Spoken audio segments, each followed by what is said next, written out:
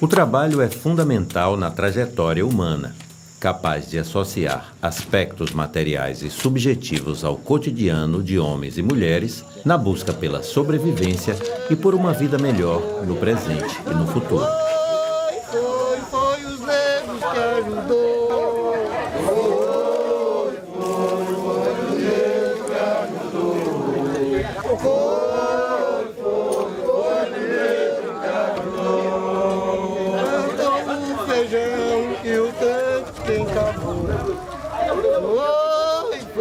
Foi os negros que ajudou.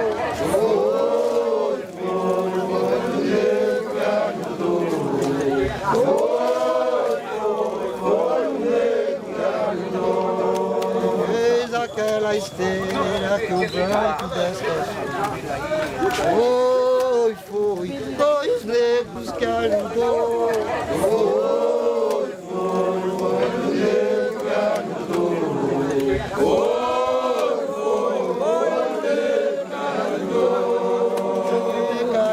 Velho, que as pontas se acabou.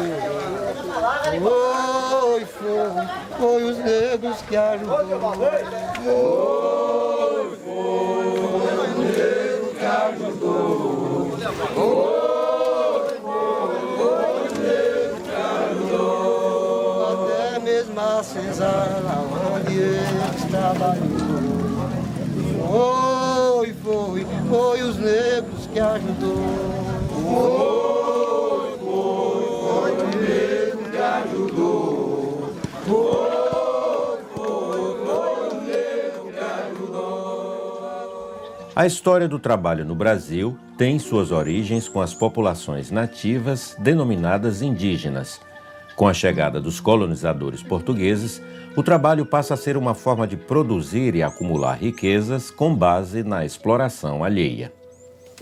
Desejosos de iniciar a produção da cana-de-açúcar e não obtendo êxito no domínio sobre os povos indígenas, os portugueses recorreram ao continente africano, iniciando um gigantesco e longo processo de escravização humana, transportando milhões de negros para a colônia. A partir do século XVIII, com a consolidação do modo de produção escravista, gradativamente vai ocorrer uma diferenciação entre aqueles que trabalhavam em atividades produtivas.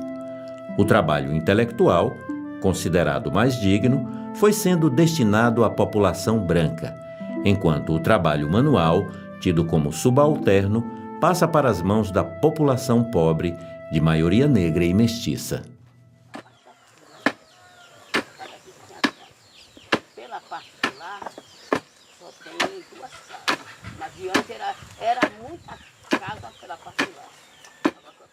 Eu nasci em 33. Eu me criei no Caonjo, desde lá que já fazia o azeite. Desde o início, cortar, carregar, botar aqui, chega aqui, pega o machado, traça ele todo, volta, faz essa arruma aqui assim. Com 2 dias ou 3, a gente tudo junta para catar aqui, com esse maior trabalho, catando aqui, depois voltar, cozinhar ali, ali está cozinhando. Depois de cozido aí, voltar a bater aqui nesse, isso aí. Aí agora, amanhã, ao romper do dia, bater na água. Depois que bater, vai botar dentro daquela vasilha mesmo, para transformar o azeite. Dá muito trabalho, muito trabalho. Mas o pobre se sujeita a tudo. Agora que cheguei, mandaram eu trabalhar. Agora que cheguei, mandaram eu trabalhar. Com a enxada pesada, ô colega, pra acabar de me matar. Com a enxada pesada, ô colega, pra acabar de me matar. Para os negros, principalmente os que vieram escravizados, o trabalho se transformou num mecanismo de exploração e de enriquecimento do outro. Então, para essa população, o trabalho sempre teve essa marca da opressão. Mas tinha uma outra dimensão também para os negros, que o trabalho poderia ser a possibilidade da da conquista da liberdade. Então, havia a ideia clara, né, do trabalho que era realizado para produzir a riqueza e o bem-estar dos senhores, mas havia a concepção do trabalho exercida nas horas extras, nas horas de folga, nos dias santos, que era um trabalho para acumular uma poupança, né, que na época se chamava pecúlio, através do qual poderia se comprar a liberdade. Comprar a liberdade, além disso, garantir uma vida melhor para si mesmo e para os seus filhos e parentes.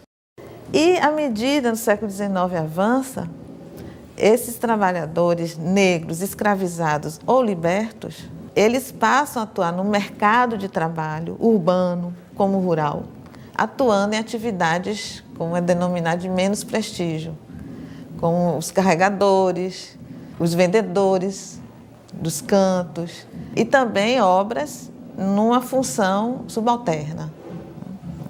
A maioria da população das cidades era negra. E, logicamente, essa maioria da população se refletia também nos índices de pobreza. Muitos investiram muito tempo na alforria, na conquista da alforria, e quando chegaram na certa idade, já não tinham mais forças para conseguir a subsistência. E muitos, por conta da doença e da impossibilidade de trabalhar, terminavam caindo na mendicância.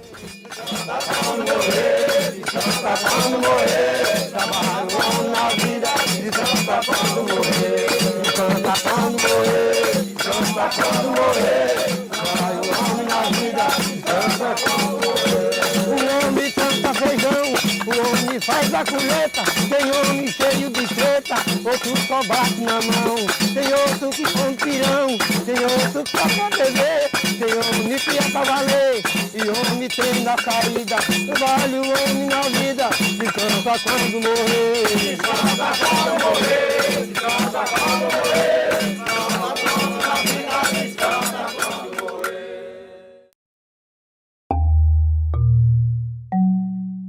Surgem as sociedades mutuárias, espaços formadores de sentimento coletivo de assistência e amparo, aliviando as incertezas no futuro dos trabalhadores negros e suas famílias, buscando assegurar a dignidade na vida e na morte.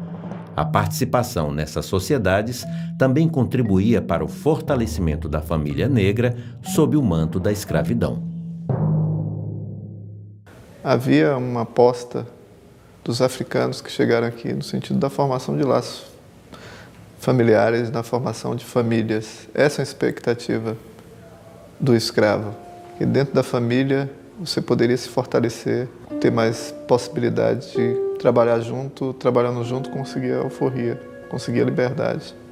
Então a família era um elemento importante para os cativos. Evidentemente que a escravidão ela criava uma série de dificuldades por conta mesmo do poder do senhor de dissolver, de afastar, de vender, e no sentido da separação dos casais, da separação dos pais, dos filhos, poderia acontecer, isso era uma dificuldade.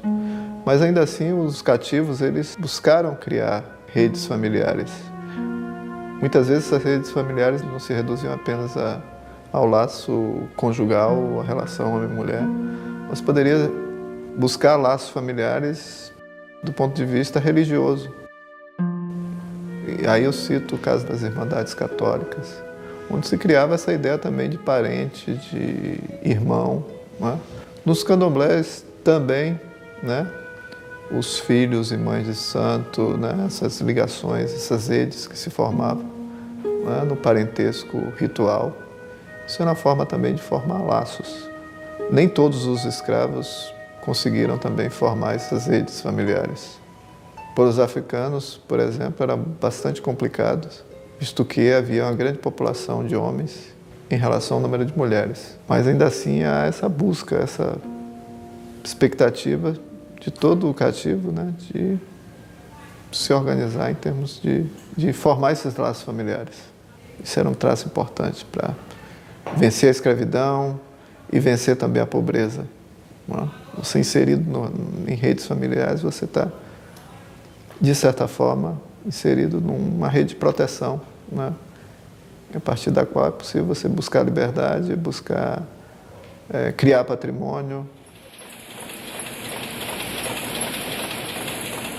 No entardecer do século XIX, o mundo ocidental vivia profundas transformações na organização do trabalho, baseadas no liberalismo, no desenvolvimento capitalista das indústrias e na acumulação financeira. No Brasil, entre as mudanças de grande impacto social, ocorre o fim da escravidão e a universalização do trabalho livre. Em um domingo, 13 de maio de 1888, no Rio de Janeiro, é assinada a Lei Áurea.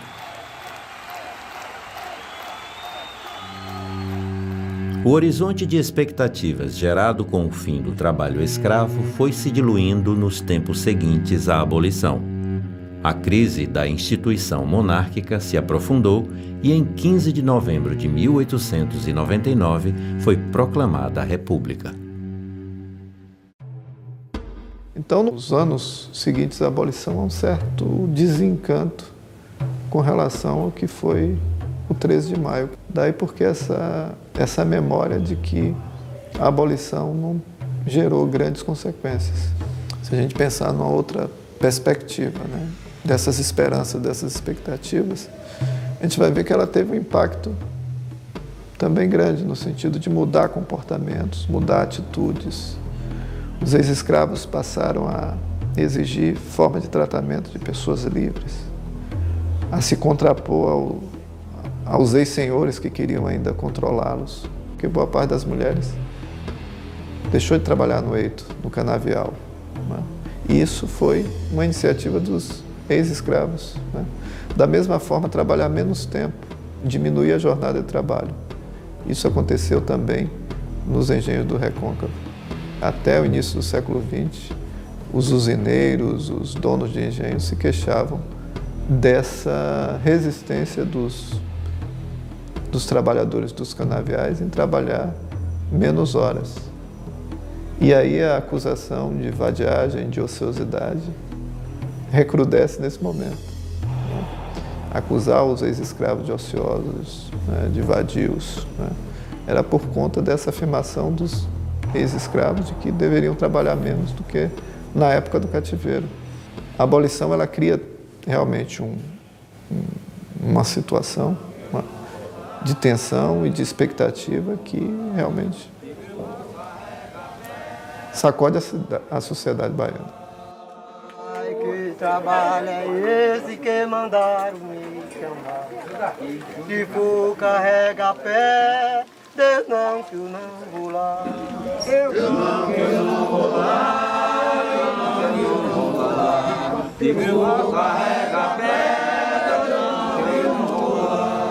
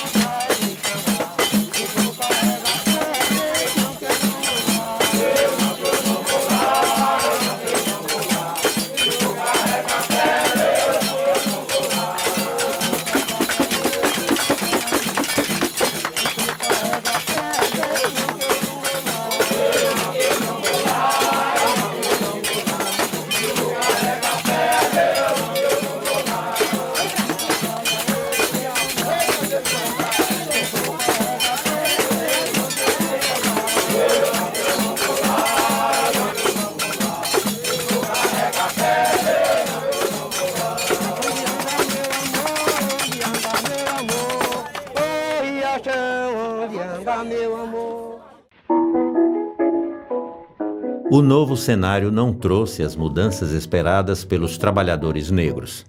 As promessas de democracia são esquecidas e o projeto de civilização baseado no padrão europeu é implementado nas grandes cidades. A ideologia do branqueamento se estabelece, instituída para excluir a população negra das possibilidades de cidadania, sem acesso à educação e aos centros de decisão. Propaga-se o discurso de que um Brasil mestiço não teria êxito, seria uma civilização destinada ao fracasso. E a partir da década de 1930 é difundida a ideia de uma nação viável, industrializada, desenvolvida, com um povo forte, vivendo numa democracia racial. O discurso da democracia racial, tal como ele se constituiu no Brasil, se por um lado ele trazia, num primeiro momento, uma mensagem que poderia ser mais tolerante, mais progressista, a sua realização no nosso projeto de modernização, ela serviu como um combustível para naturalizar as posições sociais que eram exercidas pelas diferentes pessoas segundo a sua aparência física, segundo a sua ancestralidade. Pessoas negras na base da pirâmide, pessoas brancas no topo da pirâmide, ou se não tanto no topo da pirâmide, com maior facilidade de acesso a essas posições mais bem situadas no interior de nossa sociedade. Nós vamos observar que a linha mestra, uma das vigas ideológicas que alimentaram esse projeto de modernização, contribuíram também para forjar um modelo profundamente desigual, inclusive ou especialmente do ponto de vista racial. Produtos originais, tradicionais, vamos chegar, pode chegar pra cá, meu irmão. Roda, roda, roda o peão na roda da vida. Roda, roda, roda o peão na roda da vida. Roda tudo que ele poderia ter, fora o mundo que ele tem pra merecer. Com o trabalho e a dureza da servidão, sobrevive permanente na escravidão e perde a vida pra poder ganhar o pão. Ninguém liga se ele vai mudar ou não, vem roda, roda, roda o peão na roda da vida. Roda, roda, roda o peão na roda da vida. A população negra não apenas ficou à margem desse projeto de desenvolvimento, mas se deparou com grandes entraves no acesso à educação, aos direitos de cidadania e ao mercado de trabalho formal, o que lhe possibilitaria a sonhada ascensão social. Assim, era mantida na pobreza, continuando a sofrer discriminação e preconceito. Meu nome é Creuza Maria Oliveira, eu nasci aqui em Salvador. Minha mãe era uma pessoa simples, analfabeta, meu pai também. Aí depois meu pai veio a óbito, faleceu. Minha mãe arranjou um companheiro, ele não tinha filho nenhum e disse que não ia ficar com os 3 filhos, alimentando 3 filhos, né? 3 bocas. Então eu fui a selecionada para ir trabalhar de doméstica antes mesmo dos 10 anos. Eu não gosto nem de ir. Essa é a pior época.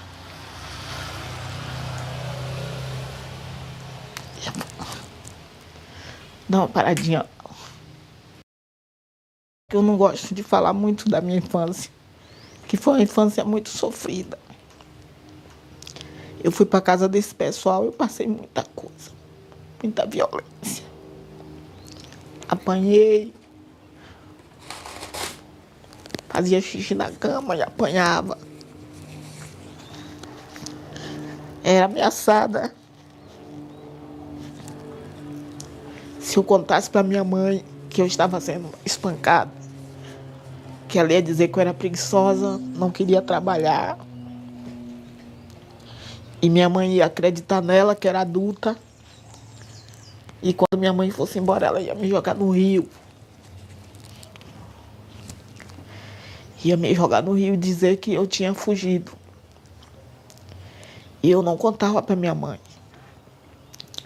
Então eu tinha que carregar aquela criança. E quando a criança chorava, o que você fez? Sua lerda, sua idiota, mole, preguiçosa. Sempre ouvindo isso. E eu via os meninos na mesma idade que eu ir para a escola e eu não. Naquela época a menina não tinha noção de nada, né? Depois, quando a gente vai crescendo, ou depois que a gente se torna adulto e tem uma consciência, aí é que a gente percebe as violências. Ela saía, me deixava com o pai dela, que tinha mais de 60 anos. E toda vez que eu ficava sozinha com ele entrava no banheiro e ficava me chamando. Ele nunca me violentou, mas praticava atos libidinosos para que eu ficasse olhando, né? E me botava para ficar olhando. Olha, vinha ver, né? E depois dizia que não era para eu falar nada para ninguém da casa. E passei muito tempo assim naquela casa, sendo maltratada, comendo o resto, espancada, porque além de cuidar da criança, eu também fazia o trabalho da casa. Durante a minha adolescência e infância, eu não tive salário. Eu só vim ter salário a partir dos 21 anos, que não era o salário mínimo. Logo depois eu conheci o MNU, Movimento Negro Unificado. E aí foi que eu comecei a entender por que todo esse racismo, por que toda essa discriminação, por que a gente, mulheres negras, estavam no trabalho doméstico.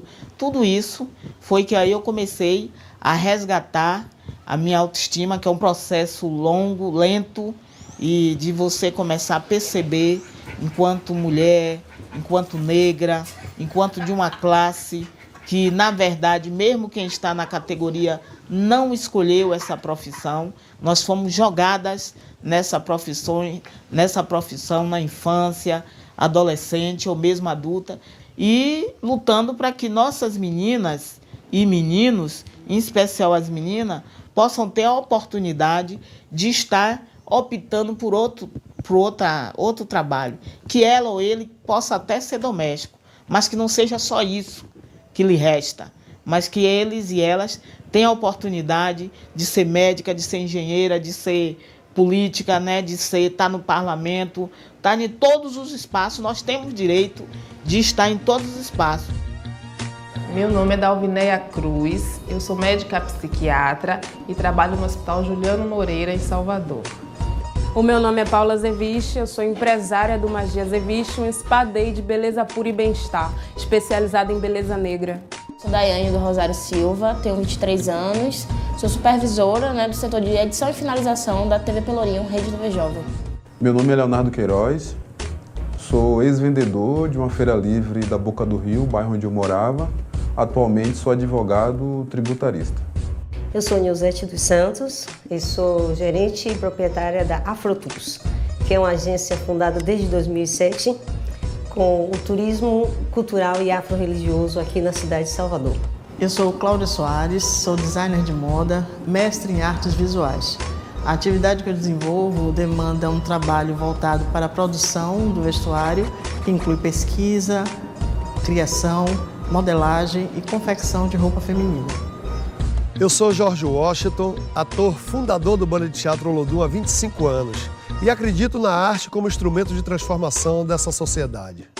Sempre gostei dessa área mecânica, metalúrgica desde criança e trabalhei com mecânica de refrigeração, trabalhei com mecânica de automóvel, fui para o Liceu de Artes e Ofícios também para trabalhar com mecânica, daí ao Senai, polo petroquímico, consegui sair do polo, montar o meu negócio, que não começou desse tamanho, era menor e só fez crescer, graças a Deus, e até hoje cresce muito mais ainda. Já estamos há 28 anos no mercado e já somos considerados uma referência em trabalhos de design exclusivo em aço inox, latão, cobre aqui em Salvador. Hoje eu tenho um irmão também que trabalha comigo aqui. Tem uma filha minha que administra a empresa, que faz o serviço da parte de escritório, administração. Eu tenho uma filha também que já é mais nova, mas já está estagiando, está na faculdade fazendo engenharia, já trabalha no polo. Não tá aqui comigo porque já está trabalhando no polo, é engenheira de produção. E a minha outra filha também, que está formando agora, mas já está aqui comigo há muito tempo. Então a família também é sempre bom a gente ter perto da gente. Essa economia brasileira e baiana, particularmente, ainda vai estar muito vinculada a esses empreendimentos familiares. E principalmente nas famílias negras. A partir da industrialização propriamente dita brasileira, dos anos 50, a gente vai observando que esse núcleo familiar produtivo se dispersa. Então, qual é a saída política, ideológica, né, e produtiva? É buscar esse aspecto da criatividade empreendedora de cidadãos produtivos que possam gerir seus próprios negócios sem recorrer ao emprego, a ter um patrão. Esses empreendedores que hoje a gente tem como empreendedor, negros, existiram lá atrás.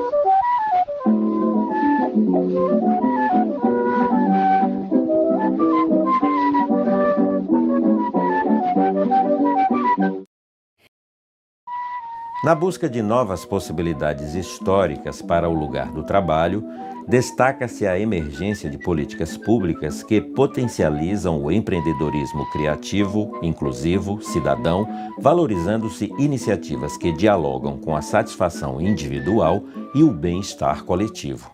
Eu vejo o Brasil de hoje muito abrindo possibilidades para a construção efetiva de uma sociedade mais justa. Agora, eu vejo, obviamente, com relação ao passado, muitos benefícios. Que é óbvio que a gente não chegou numa condição de igualdade desejada, mas que se você compara com a década de 80, com a década de 70, você tem a popularização ou a democratização do ensino, a expansão das universidades públicas. É óbvio que assegurar a educação é assegurar uma possibilidade de transformação da sociedade. É assegurar a capacitação para melhor inserção no mercado de trabalho. Então você tem uma condição diferenciada. Agora, certamente o Brasil de hoje é um Brasil que aponta, que sinaliza para possibilidades de mudanças, sobretudo para a população que for historicamente excluída, população negra e indígena. Então você tem uma capacitação maior, um investimento maior na educação. Então, se através da educação, e a educação se massifica, se amplia a partir dos anos 80, é claro que a gente tem uma camada de pessoas negras que ascendem mais em grupo. Então você tem, digamos, duas possibilidades de mobilidade. Uma clássica, que é a educação, que vai derivar no acesso ao emprego público ou no exercício de algumas profissões como profissionais liberais. Advogados, médicos, psicólogos, enfim. E o outro é através da abertura de um negócio. Eu sou Clarindo Silva, coordenador do Projeto Cultural Cantina da Lua e proprietário desse bar tradicional, que vai fazer 70 anos. E tem esses 70 anos e tem 43 em minhas mãos. E graças a Deus a gente tem conseguido superar uma série de adversidades. Meu nome é Neinha, sou baiana de Acarajé, tenho orgulho de ser baiana. Trabalho nesse ponto há 36 anos aqui na Avenida 7. Eu sou Aurina Oliveira Santana, reitora do Instituto Federal da Bahia, em 2 mandatos consecutivos de 4 anos cada. Antônio Carlos Alves Lopes, sou engenheiro de produção mecânica e eletromecânico. Célia Maria Trindade Costa, farmacêutica bioquímica. Hilda Maria Trindade Costa, anestesiologista de formação, já com 37 anos de anestesiologia. Meu nome é Jorge Luiz Trindade Costa, eu sou formado em medicina, tenho uma especialidade de cirurgia geral e mastologia. Meu nome é Jorge Lopes, proprietário do Bar do Ulisses. Meu nome é Geraldo Lima, sou cirurgião dentista, formado em 1972 pela UFMA. Meu nome é Alaide da Conceição, nome de batismo, mas eu sou conhecida mesmo por Alaide do Feijão. Silvio Raimundo, professor de Mecânica de Solos do Instituto Federal da Bahia.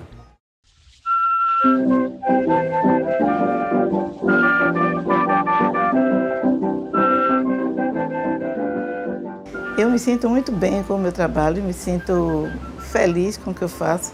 Eu faço um trabalho voltado para a raça negra, trabalho a infância, resgato assim, o lúdico das crianças também. Eu procuro retratar a realidade. Eu sou negra, sou de uma comunidade negra, então eu prefiro mostrar também tudo isso. Não que eu não faça bonecos brancos, faço, mas o foco é o negro.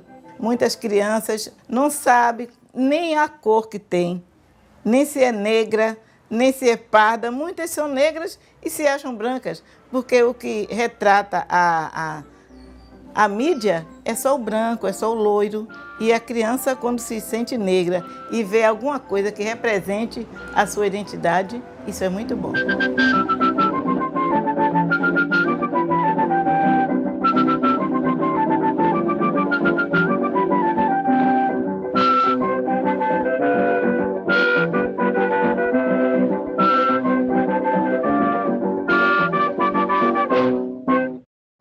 A população negra no Brasil, tradicionalmente, ela se coloca como uma população empreendedora pelo fato de que raramente teve poucas chances no mercado de trabalho formal do país. Então nós vamos ter que encontrar os mecanismos de como fazer com que esses empreendimentos saiam da etapa do puramente artesanal e ganhem escala. Não apenas como unidades produtivas isoladas disputando num mercado, mas também procurando fortalecer horizontes que levem ao associativismo, ao cooperativismo. A gente trabalha aqui com o processo de economia solidária, né? E a economia solidária tem esse perfil mesmo da coletividade, não tem patrão nem dono. Então a gente tem aqui o cultivo de ostra, que é uma fonte de renda razoável dentro da comunidade. É de onde eu tiro o sustento da família, era aqui de dentro mesmo, onde eu criei os meus meninos tudo, que já estão tudo crescidos.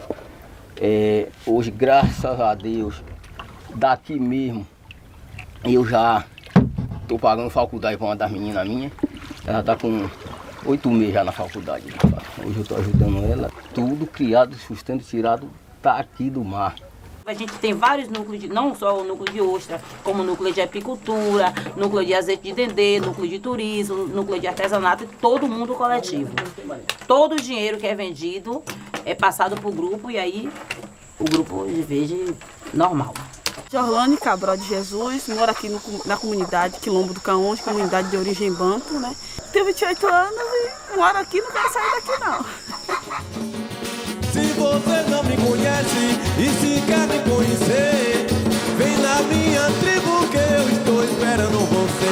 Se você não me conhece e se quer me conhecer, vem na minha tribo que eu estou esperando vocês. Trabalho com a samambaia, ando com a samambaia, pulo com a samambaia e canto com a samambaia. Trabalho com a samambaia, ando com a samambaia, pulo com a samambaia e canto com a samambaia. Eu canto com a samambaia, eu danço com a samambaia, eu canto com a samambaia, eu danço com a samambaia, eu samba com a samambaia, eu samba com a samambaia.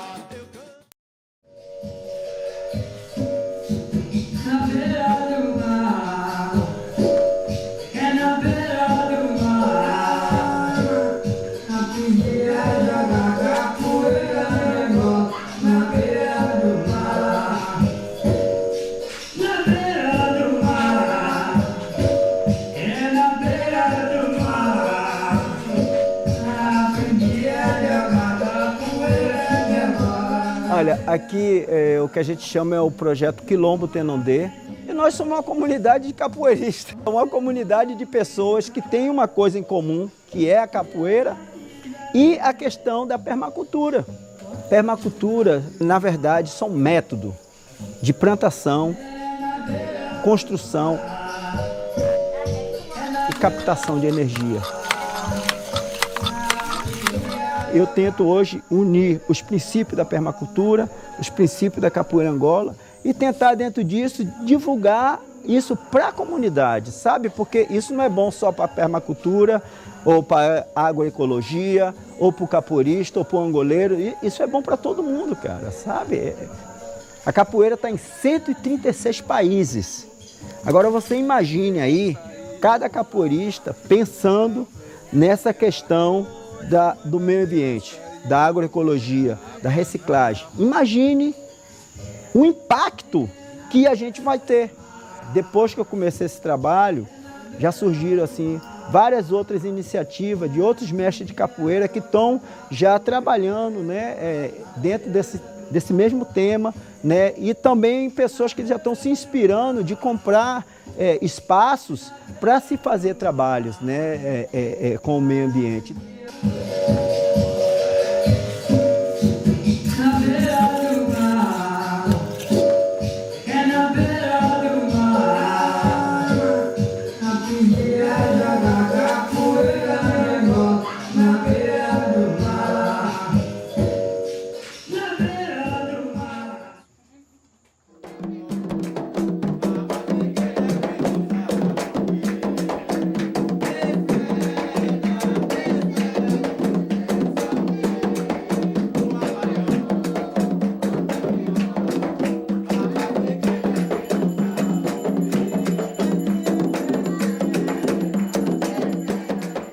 Meu nome é Gersonice Equedicinha Azevedo Brandão. O Equed hoje faz parte do meu nome. Equed é uma assessora, Eu sou Equed de Oxóssi, do terreiro da Casa Branca. Hoje eu sou coordenadora do Espaço Cultural Vovó Conceição, que também foi uma sacerdotisa do terreiro da Casa Branca. E o desejo dela era que roupa de axé fosse feita dentro do terreiro do Candomblé. Então, quando minha mãe faleceu, foi uma forma que eu encontrei para homenageá-la, produzir, para preservar e cultuar nossas roupas de orixás, sendo feitas dentro do nosso terreiro de Candomblé. E para isso a gente está capacitando as pessoas do terreiro, os mais jovens, as senhoras iguais a mim que acham que não tem mais o que produzir, para aprenderem, para continuar na preservação dos nossos valores culturais e religiosos. Eu me sinto hoje muito feliz e agradecida a todos os orixás, enquices e vuduns, aos caboclos, a todas as entidades, a natureza, por nos proporcionar estarmos hoje aqui nesse espaço, trabalhando na preservação do que a gente precisa cultuar, que é a nossa religião. E o que mais me anima justamente é isso, em trabalhar com mulheres mais idosas, capacitando essas pessoas, a gente sente que as pessoas aumentam a sua autoestima, E sem contar a valorização social e a renda, porque nós vivemos num bairro carente, onde as pessoas precisam, da sustentabilidade. E eu acho que aqui a gente já tem provas disso, que várias pessoas chegaram aqui sem saber nada e já saíram profissionais, trabalhando e tendo sua renda. Nós estamos trabalhando agora já com um trabalho cooperativado, justamente para melhorar a renda da nossa comunidade, do nosso povo. A gente precisa, toda a intenção do espaço é essa, capacitar e valorizar o trabalho das pessoas, para que as pessoas venham ter a sua sustentabilidade. Com o debate que se teve na Câmara, uma tentativa de criminalizar as religiões de matriz africana, que foi um projeto que foi apresentado, um atentado à liberdade religiosa, isso me impossibilitou também ir à Feira de São Joaquim dialogar com os feirantes, e nós fizemos um projeto buscando regulamentar o comércio de animais vivos na feira. Isso também ajudou a entender aquela economia gerada a partir da religião, como essa economia, a cadeia de serviços, de produtos e serviços, gerado a partir da religiosidade, que leva as pessoas a chegarem até ali e comprarem os demais produtos. Então existe uma cadeia. A economia dos terreiros, a economia da religiosidade. Você precisa reconhecer que existe uma economia gerada a partir dali. Eu vim para a feira com 15 anos de idade. Comecei aqui no ramo de carregador, armazenadora de feira, ajudando a descarregar, carregar caminhão. Depois eu fui para o ramo de verdura, depois eu passei o ramo de frutas, de floricultura, já trabalhei no ramo de flores. Eu não tive estudo, mas eu eduquei minhas 2 filhas, que é o 1º e 2º grau aqui da feira. Geralmente ainda catando aqui, catando ali, mas não ficou ninguém sem estudar. Todo mundo estão criados, eu já tenho filhos e netos e eu continuo ajudando. Eu me sinto orgulhosa porque venci, né, meu irmão? Eu me criei praticamente dentro da feira, não dei para marginal, nunca usei droga, nunca me prostituí, nunca roubei. Sou cabeça erguida, entendeu? A feira é uma mãe. Muitas pessoas que criou filhos, educou, é médico, é advogado, é político, é tudo daqui de dentro desta feira, com certeza. Eu venho de uma família de 3 quitandas. Tá? Eu venho de uma avó que foi quem primeiro fez um contrato, né? Elas dividiram, foram sócias de Maria de São Pedro no Mercado Modelo, do restaurante.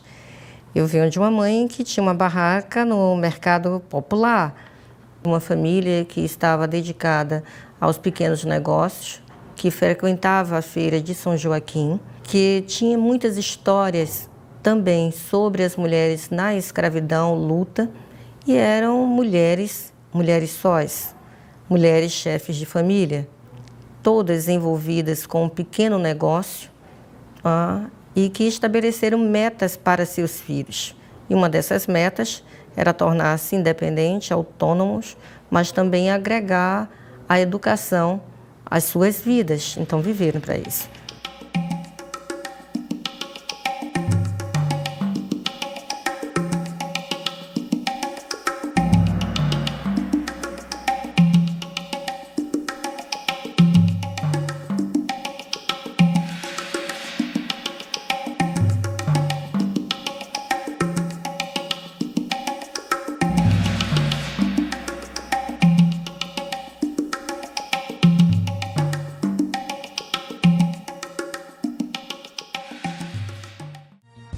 Eu sou Fernando Andrade, médico cirurgião, formado pela Escola Bani de Medicina há 34 anos. Meu nome é Olívia, Maria Olívia Fragoso, sou trançadeira, faço penteados afro há mais ou menos em torno de 25 anos. Meu nome é Margarete Menezes, sou cantora, compositora, empresária e também ativista cultural. Meu nome é João Jorge, sou presidente do Olodum, sou advogado, mestre de Direito Público e um trabalhador da cultura afro-brasileira. O Olodum é uma instituição multicultural, surgida a partir de um bloco carnaval, mas que tem hoje uma importância enorme na Bahia, no Brasil e no mundo, por algumas coisas bem simples: lutar pela paz, promover oportunidades, falar da consciência negra, manter a herança africana, contar as histórias da Revolta dos Búzios, da Revolta dos Malês, dos Quilombos Palmares, da Revolta da Chibata e empoderar os negros e negras, jovens e não jovens, na cidade, no estado onde nós somos maioria absoluta. É uma esperança que se baseia na Revolta dos Búzios, nos heróis de 1798, João de Deus, Lucas Dantas, Manuel Faustino e Luiz Gonzaga das Virgens. Ou seja, nós acreditamos naquele lema: há de chegar o tempo que todos seremos iguais. Somos parte dessa luta. Meu nome é Waki Hanna, eu trabalho com música, eu trabalho com reportagem fotográfica, enfim, eu sou polivalente da arte, sou a correria. Meu nome é Paulo Peixoto, sou major da Polícia Militar do Estado da Bahia e há 10 anos atrás nós demos voz e vez às religiões de matriz africana dentro da Polícia Militar através do Núcleo de Religiões de Matriz Africana da Polícia Militar da Bahia. Do ponto de vista pessoal, eu me sinto realizado depois dessa trajetória toda. Vim de Maragogipe, na adolescência, enfrentar a ditadura militar aqui no movimento estudantil secundarista. Depois servi a aeronáutica por 2 anos, saí de lá, virar um vigilante da Petrobras. Fiz um concurso interno na Petrobras, passei a ser técnico químico, trabalhar em laboratório. Foi muito difícil mesmo. Eu, quando eu morava em Maragogipe, com minha família, eu nunca passei fome, mas em Salvador eu passei fome mesmo. Morei em rua. Quando eu me agregava ao movimento negro, não era que eu tinha uma consciência negra ali para... Eu dizia assim, é aqui que falam de mim, então eu vou ficar por aqui, não é? Então eu acho que o fato de eu chegar ao Congresso, à Câmara dos Deputados em 1997, foi um fato histórico importante, muda a agenda do Congresso Nacional Brasileiro. Eu lembro meu primeiro discurso no Parlamento, né? Um discurso de movimento negro, né? Discurso de movimento negro. E que não existia aqui esse discurso no Parlamento, né? Então eu acho que cumpri essa tarefa, mas cumpri essa etapa. Quero cumprir outras. Eu sempre pensava assim, não, eu tenho que estudar, eu quero uma vida melhor. Em termos de trabalho, em termos de condição. Então, eu acho que para a gente conseguir isso, tem que estudar. Não fomos família rica. Meu pai era aquele pessoa que fazia aqueles portões de ferro. Trabalhava muito. E minha mãe costurava. Minha mãe sempre foi costureira.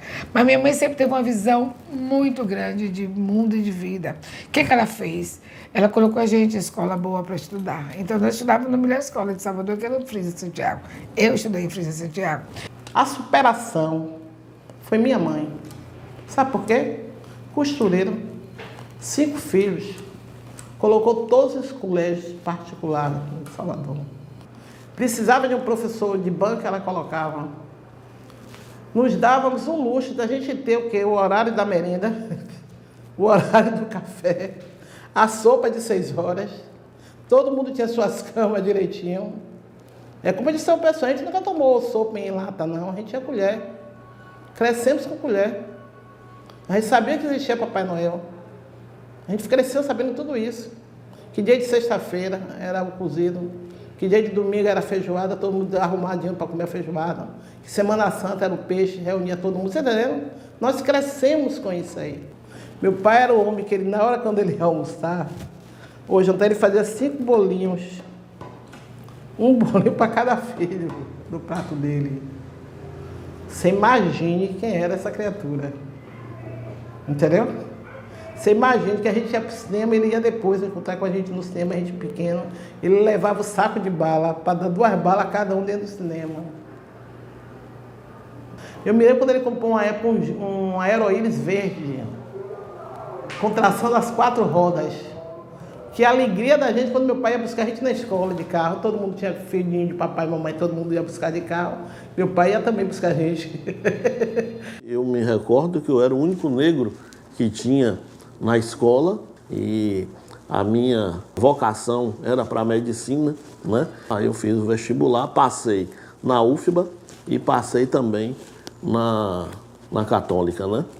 Eu me formei e me tornei mastologista por especialista e fiz um estágio em cirurgia plástica no Hospital Manuel Vitorino e nós começamos a trabalhar na nossa clínica com esse mesmo escopo de oferecer às pessoas, né, de baixo poder aquisitivo uma opção para o tratamento cirúrgico, tanto plástico como oncológico. E aqui nós operamos todas as classes sociais que existem. Vem diarista, vem empregada doméstica, vem colegas, vem advogada, e então a gente sempre tenta fazer com que as pessoas todas sejam iguais perante o cirurgião. O cirurgião não pode, de forma alguma, atender a rainha, operar a rainha de um jeito e a empregada da rainha do outro, porque senão ele distorce a conduta filosófica da cirurgia e da medicina, né?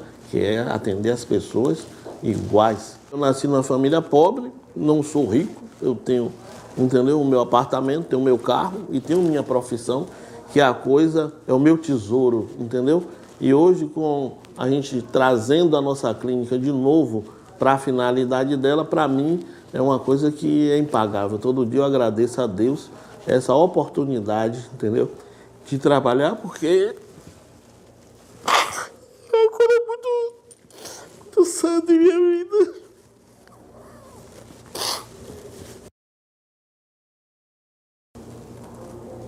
Desculpe. Entendeu? Me emociono muito quando eu vejo a minha trajetória, entendeu? Tá aqui hoje, com muito esforço. Ontem nós operamos até de noite. para poder operar as pessoas que vêm pedir a gente, entendeu? Nós temos mais de 8.000 cirurgias realizadas. É muita cirurgia. Muito bem.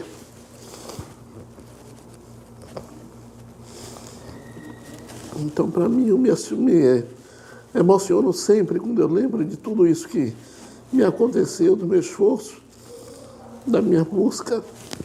E esse é um presente de Deus para mim. Presente mesmo.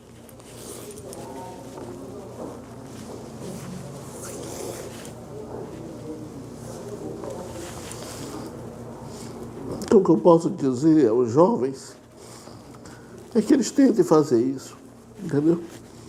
Tentem estudar, tentem levar a vida a sério, porque às vezes essa oportunidade é única para o espírito.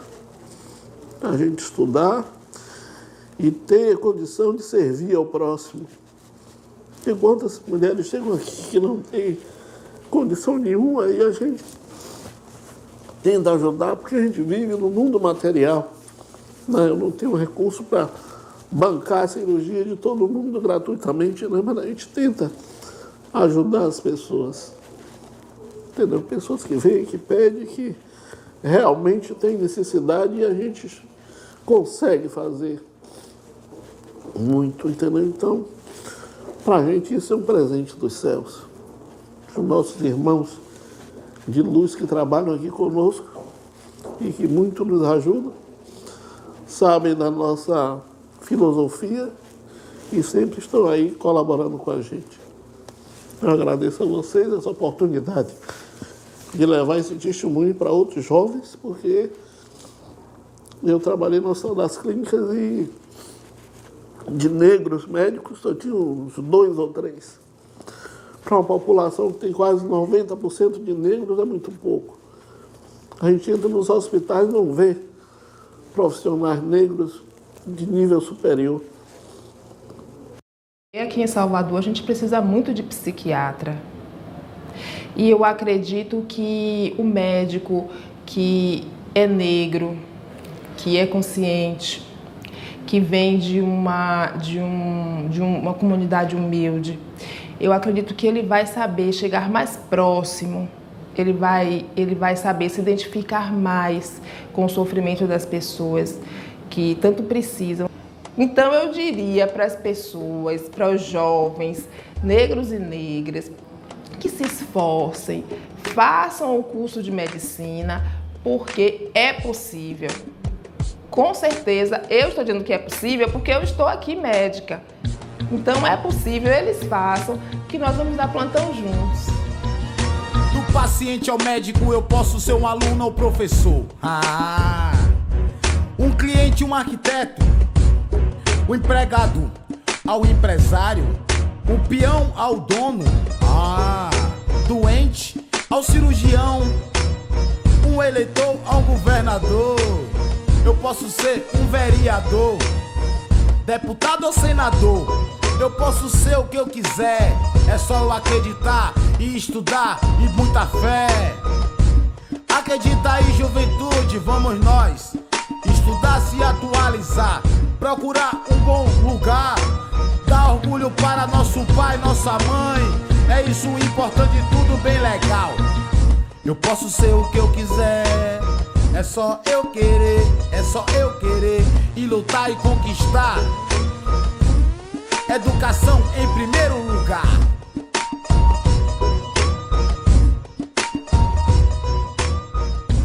Eu tive uma trajetória e que passou por educação. Quer dizer, sou filha de uma mulher favelada que não teve oportunidade educacional, que teve 8 filhos, né, que nunca entrou numa escola.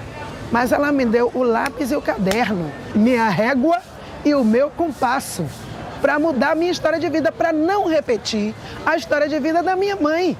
Então, eu estudei, eu fui para a universidade pública, só estudei em escola pública, e isso teve um peso enorme na mudança da rota da minha vida. Nós não podemos reforçar esse mito da sociedade, que mulher negra só serve para lavar, para passar, para cozinhar. Mulher negra tem talento, tem capacidade, tem inteligência e pode chegar muito mais longe. E a educação é fundamental para fazer essa ponte para novos horizontes para a gente. Porque a mulher hoje está se dominando. E de primeira ela era dominada tudo pelos maridos. A gente morria de trabalhar, ajudar ele a catar quiabo, vender, sair, bater azeite e tudo. Eles botavam o dinheiro no bolso e não davam conta.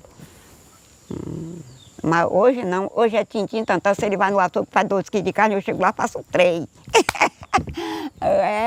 A mulher hoje tem voz mais do que o homem. Eles têm que viver unidos com elas, porque senão brecou. Deus me perdoe, eu sou sozinha há 38 anos. Hoje em dia eu queria ter um marido para dominar ele. Ele ia me pagar novo e velho.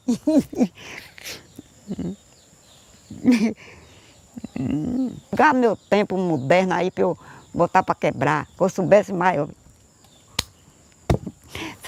é só, meu senhor, a usura que eu tenho no mundo.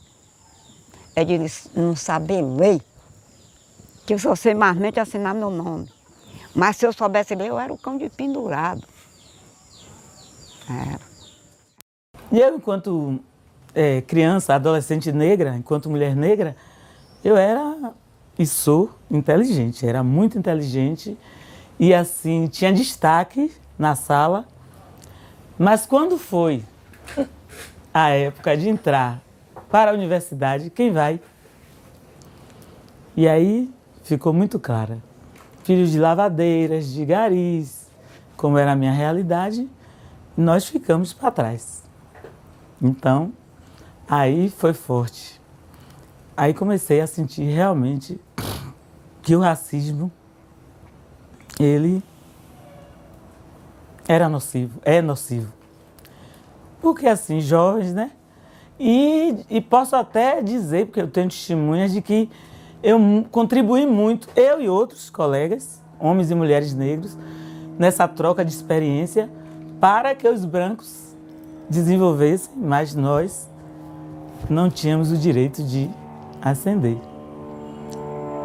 Então, considero que a partir desse momento, lá aos meus 17 anos, 16, concluindo o 2º grau, percebi que o racismo ali foi forte, porque eu tive que parar de estudar para ir trabalhar. Com toda aquela vontade, aquela garra, mas a universidade é para depois. A universidade era para uns.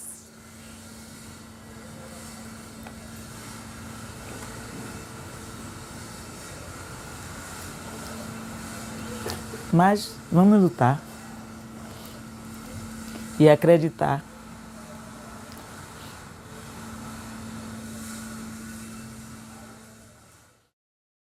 Depois de 20 anos que eu tinha concluído o nível médio na escola pública, eu disse, eu quero conhecer o que é vestibular. Tomei um ano, um cursinho e não deu outra. Passei. Da Católica eu fui a melhor classificada e fui chamada para serviço social. E aí trabalhava de manhã, estudava de tarde. E foi luta. É sempre luta. Mas também conquistas. Nos anos 70, a pessoa vindo da camada pobre da população, filho de operário e lavadeira, como eram meus pais, né? Então, chegar à graduação já era uma coisa fantástica. Mas a minha atitude, o meu desempenho, eu acredito que serviu de exemplo para todos aqueles que, né? E já estamos com a nova geração da família, os sobrinhos chegando também. A enfermeira já tem advogado, outros já estão estudando administração, né? Outros estão estudando física, né? Tem um irmão também, engenheiro mecânico. Tive um irmão historiador, né? Então, a família toda vem evoluindo numa crescente. Na minha família, eu sou a primeira pessoa que vai se formar numa universidade federal, né? Depois de muito esforço, ter estudado bastante. Minha mãe, com 23 anos, trabalhava como empregada doméstica para me criar. E hoje eu, com 23 anos, já moro só, já sou independente e ganho o suficiente para me manter. Eu vim de uma família muito simples, né? Só que eu tive como principal referência, ou primária referência, meu pai. Ele era um eletricista, mas era um artista. E eu sempre ouvi de meu pai, você precisa estudar, você não passar pelo que eu passei. E o exemplo maior para mim foi meu pai. Ele sempre dizia, estude para ter alguma coisa na sua vida. Obrigado, meu pai, obrigado, minha mãe, por me dar um exemplo bom. Obrigado, meu pai, obrigado, minha mãe, por me dar um exemplo bom. Da mesma forma vou fazer com meu filho, uma educação pra ficar bem tranquilo. Desse jeito, sempre legal. Obrigado, meu pai e minha mãe, que astral. Obrigado, meu pai, obrigado, minha mãe, por me dar um exemplo bom. É desse jeito, compadre. Cultura hip hop, máximo respeito. Estudar, trabalhar. Estudar, trabalhar. Obrigado, meu pai, obrigado, minha mãe, por me dar um exemplo bom. Estudar, trabalhar. Estudar, trabalhar.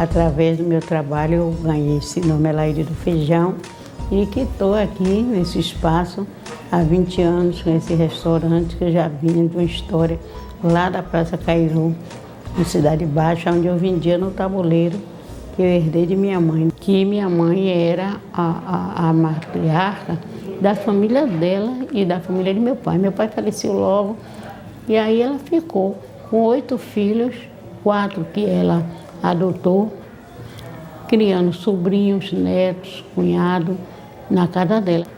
Ela se aposentou e aí fiquei com meus irmãos, com minhas cunhadas, com meus sobrinhos.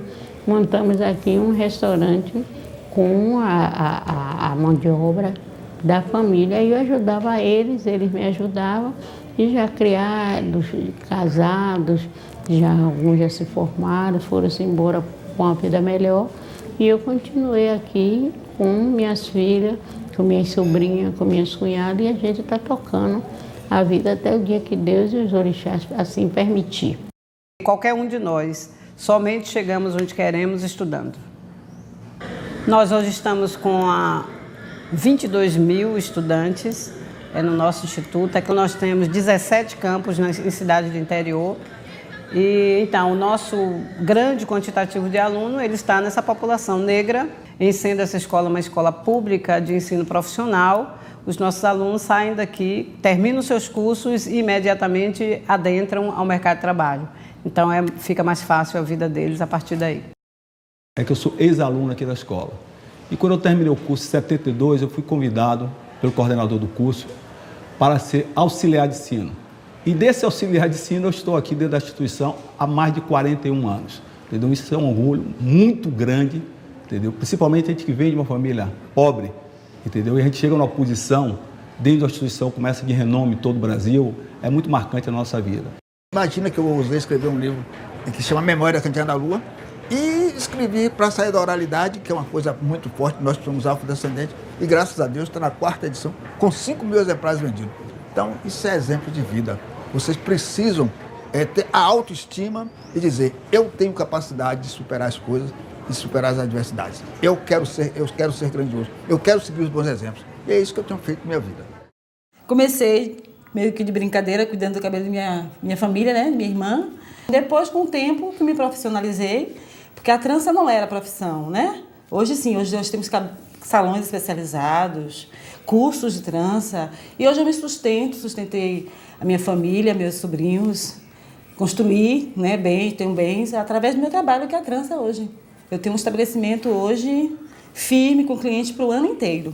Eu sou a única profissional das tranças hoje. Hoje em Salvador tem 300 meninas fazendo isso, com salão especializado nisso. Eu tenho muito orgulho de ter sido uma das pioneiras, né? Junto com Ileaê, Dete Lima, que é perfeita. Eu tenho orgulho do meu trabalho.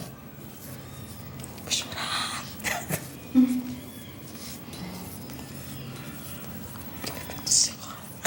Vai ter que cortar essa parte. Com esse nosso trabalho, a gente conseguiu colocar esses meninos na universidade. Quase, a Roberta já está formada, Josimar está encaminhado, né? Está fazendo engenharia. Tem uma que mora na França, que é a Renata, e Mila, que é o caçula. Não são filhos paridos, mas foram filhos queridos, sabe? Minha família. Hoje eu estou com quase 50 anos, eu tenho 48, e tentando fazer uma faculdade. Estou no penúltimo semestre de estética. Que pode parecer uma bobagem, mas não é bobagem. É um curso muito difícil, ainda mais para mim, que comecei agora. Eu terminei o fundamental, tem muito tempo. Depois dos meninos formados, foi que eu resolvi, agora eu vou fazer alguma coisa, né? Eu tenho muito orgulho, acho que assim, a gente não pode desistir. E tem um objetivo que, no meu caso, foi criar os meus sobrinhos. Eu precisava fazer aquilo, eu queria fazer aquilo. Não fui obrigada. Foi algo que eu quis fazer e fiz. Eu sou Maria Estela de Azevedo Santos. Nascida a 2 de maio de 1925. De uma família simples, meu pai operário, minha mãe dona de casa, mas tive, assim mesmo, Deus me deu condição, aos meus pais, aos meus criadores, para fazer um estudo secundário, fui até a escola de enfermagem e fiz enfermagem. Sou enfermeira de saúde pública. Eu faço parte da Academia de Letras da Bahia, ocupando a cadeira número 33, que tem como patrono Castro Alves. Aos 14 anos fui escolhida para ser filha de santo daqui do Axopó Fanjá. Tive como iniciadora a Mãe Senhora, que foi herdeira de Manhaninha. Com a morte de Mãe Senhora, eu fui escolhida para ser a Lorixá daqui. E faço tudo para seguir o exemplo de Mãe Senhora, de Manhaninha, fazendo como uma coisa que Manhaninha sempre dizia, eu ainda era pequena quando ela faleceu, que ela queria ver todos os filhos desta casa servindo a Xangô, todos com anel no dedo.